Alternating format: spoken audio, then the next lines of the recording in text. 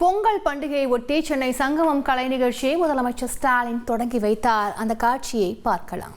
தமிழ்நாட்டின் மாண்புமிகு முதலமைச்சர் அவர்கள் நம் ஆதிக்கலையின் அடையாளமான முழவினை இசைத்து 2025ஆம் ஆண்டின் சென்னை சங்கமம் நம்ம ஊரு திருவிழாவை தொடங்கி வைக்க இருக்கிறார்கள். மாண்புமிகு முதலமைச்சர் அவர்களை அன்போடு அழைக்கிறோம்.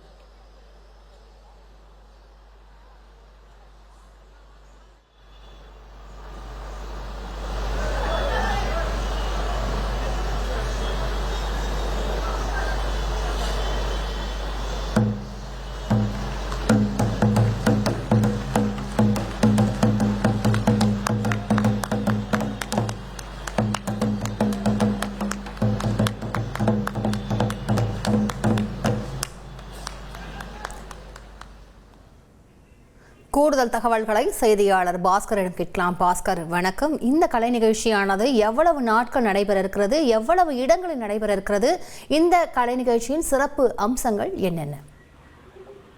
சென்னை சங்கமம் நம்ம ஊர் திருவிழா நாளை முதல் 4 நாட்களுக்கு தொடர்ந்து பெசன்ட் நகர், திருவான்மியூர், ராஜா நமடைபுரம், திருவல்லிக்கேணி, கிண்டி, கத்திப்பாரா உள்ளிட்ட 18 இடங்களில் நடைபெறுகிறது.